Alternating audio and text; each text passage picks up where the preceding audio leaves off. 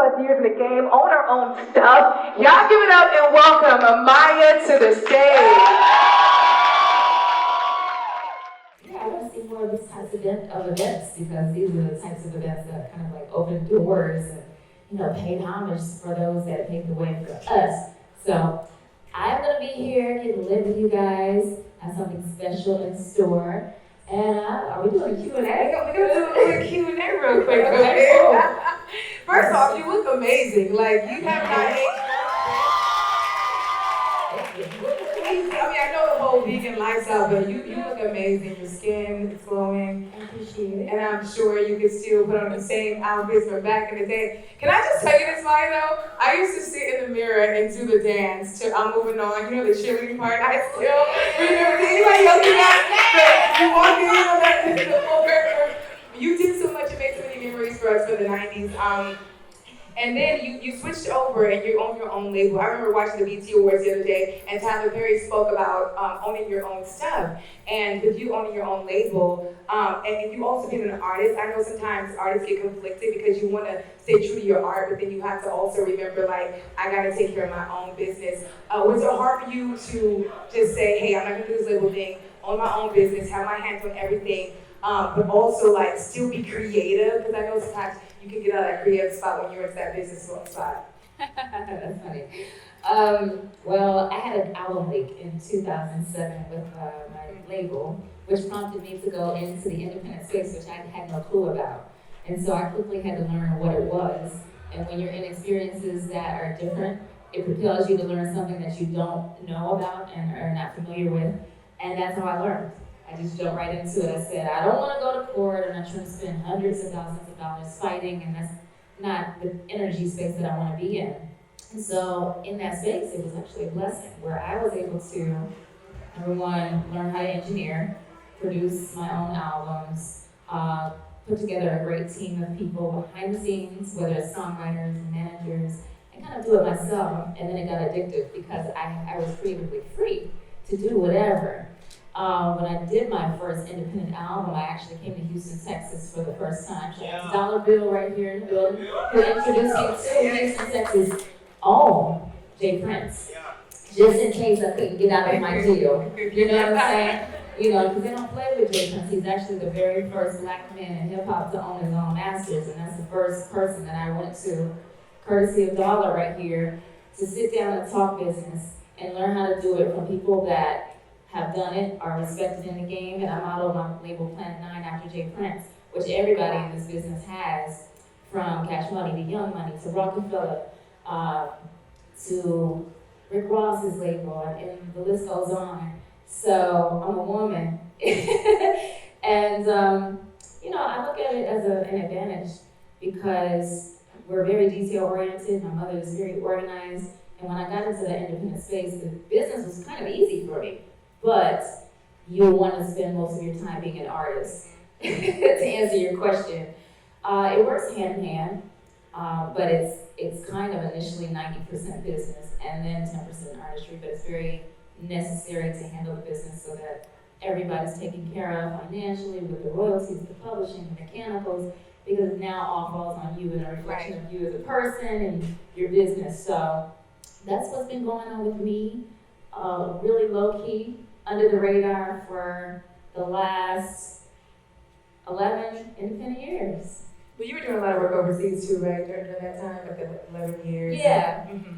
Well, the first independent project that I worked on is a mixtape called Beauty in the Streets, and that was crafted right here in Houston, Texas, with SZA, with Zero, with Gun B, with Chameleonaire, and the list goes on.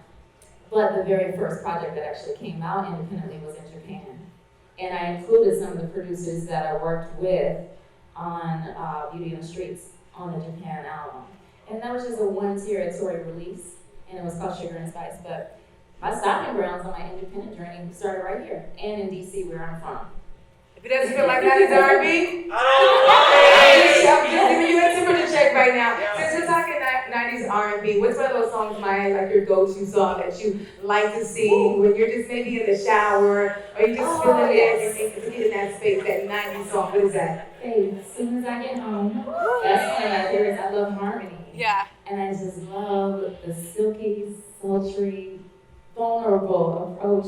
I love Escape and a lot of albums because I resonate with. There's a song on Escape's album called Softest Place on Earth. Yes. It's very dangerous, by the way. Yes. It's so beautiful. Like the music, the instrumentation, and I don't hear enough of it.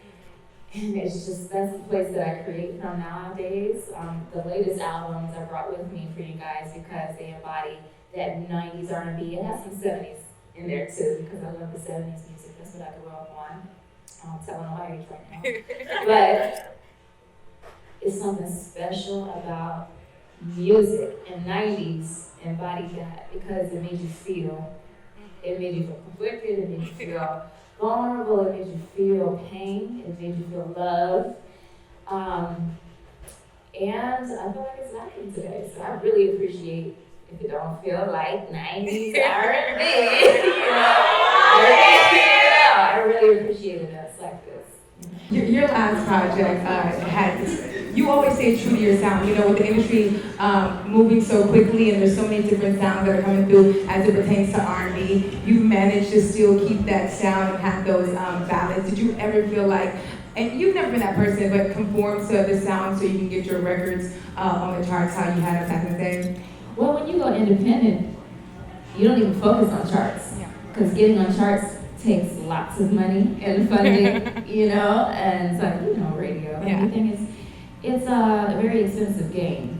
So I've actually been able to just focus on what made me light up in the hallways, in gospel choir, in school, and keep that feeling and keep that excitement when I'm in the studio or performing stuff or sharing it with my fans intimately under the radar, because I don't even focus on the big budgets anymore. I just do it from the heart.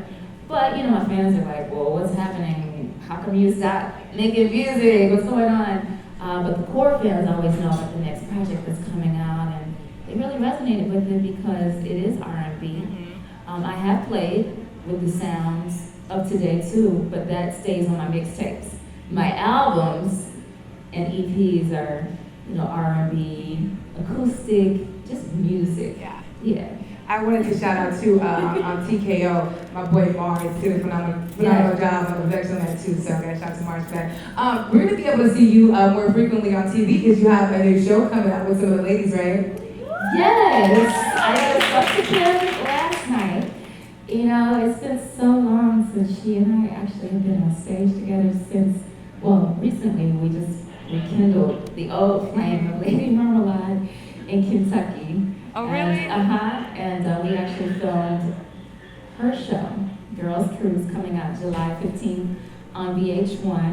I'm not going to say too much about it, but it's really different from everything that's out there. And I had a really great time. I learned a lot about myself, doing something that was out of my comfort zone because I'm a little scared of reality TV and just some of the drama that comes with that. But I took a risk because I said 2019, I want to do something different that I am fearful of and let that fear go. So I'm really happy I did it. I learned a lot about myself and made new friends. You spoke on Kim. Can you think anytime soon we'll get another like Maya Kim collab, like another Lady Marmalade type of situation going on? It might be more gutted than Lady Marmalade. Okay. It actually will be. Okay. Yeah, we talked about it. We had dinner in like 2013 and just talked about ideas and who we are as women, but it's also changed. It's 2019 now. She's a mom, and we talk about that too. And I pull from her expertise in this business as one of the first women in hip hop and coming hardcore like she did with No Holds Bar, or just being unapologetic. I love that in women. So, you know, I'm glad to have relationships like that I can call up, ask for advice, and she's a boss. So, yeah, I'm looking forward to doing a lot with her, even just hanging out. Any new project coming anytime soon? Well, I'm constantly in the studio, but I'm also constantly on the road because that's how I fund my projects. You know, my life is a tour. I'm not complaining. It's a blessing. I have been working on new music. There is actually a new single that's out right now. It's called Hands Free, and it features a Jamaican artist, Ding Dong. So if you like Caribbean music, if you like dance hall music, you know, that's something that just popped off on a rhythm called Sexting. And I also have a new collaboration with Beanie Man again, and Second Sky for those that like carnival music, soca music. It was actually a stretch for Beanie because he's like, I don't really do soca music, I do dance hall. But we're gonna merge Trinidad and Jamaican cultures together, and we're gonna take that lead because we don't really work that much together. So that record is called X-Rated, and it's all about being on the road during carnival, which I was at in Trinidad. Hey, she got the best smile on her face. It's the best thing ever.